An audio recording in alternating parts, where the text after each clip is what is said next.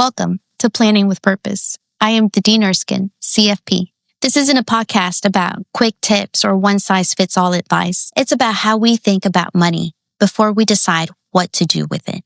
Because real financial planning isn't about perfection. It's about building systems designed to support real-life decision-making. Every January, I hear the same things. This is the year I get healthy. This is the year I finally launch that business. This is the year I get disciplined.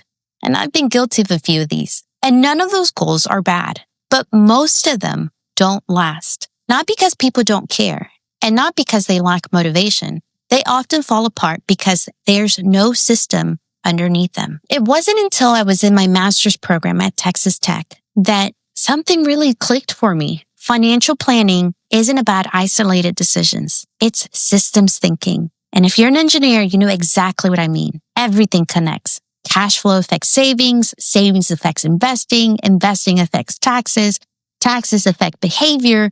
And behavior affects everything. Nothing exists on its own. So when someone says, I just need to save more, or I just need to invest better, what they're often trying to do is change one part of the system without adjusting the rest. That's one reason it can feel so hard. Life doesn't move in straight lines. Kids get sick, work explodes, energy changes, markets change. So why do we expect our financial plans to behave like static spreadsheets? Once you start seeing money as a system, not a checklist, the focus often shifts away from perfection and towards building resilience. I often think about financial goals the same way lawyers think about contracts. Intent matters, but intent alone is not enough in law.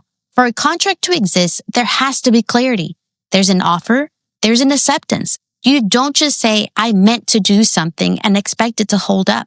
Financial goals often work the same way. Saying, I want to save more or I want to invest better is not a plan. It's intent. And intent alone rarely leads to lasting change. A real goal needs structure. It needs three things. A what? What are you actually doing? A how? Where is this coming from? What system supports it? And a when? Is this weekly, monthly, revisited?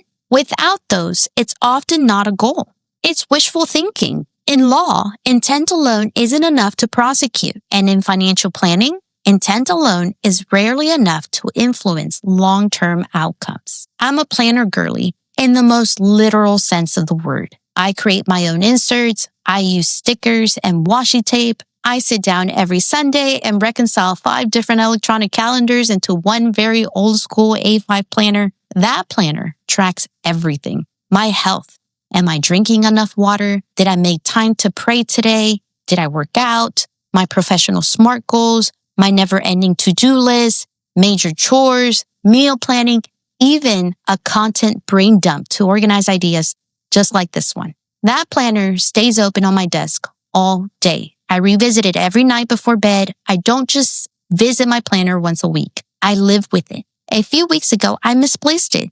The electronic alerts were still dinging. Technically, the system was still running, but I felt completely disoriented because automation without attention is not the same thing as awareness, and financial systems can behave in a similar way. Resetting your finances isn't about starting over. It's about checking in. In a world of automation, dollars can quietly drift.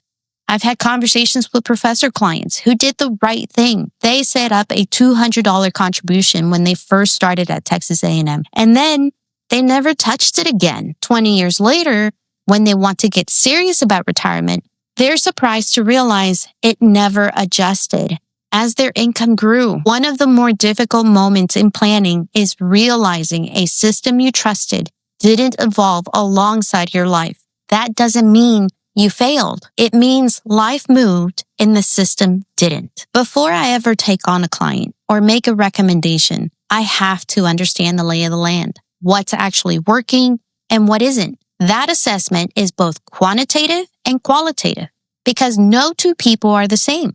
We don't have the same bills, the same income, the same responsibilities, or even the same amount of time to recover from mistakes. I see this often. A client gets hired, they do the responsible thing, they initiate a contribution, say $200 a month into their employer-sponsored retirement plan.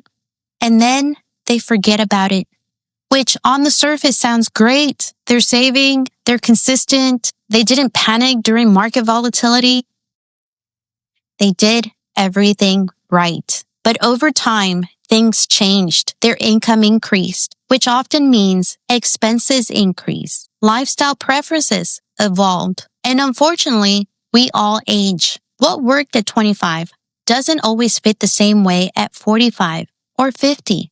Most employer-sponsored plans, including Texas A&M's ORP, allow catch-up contributions starting at age 50.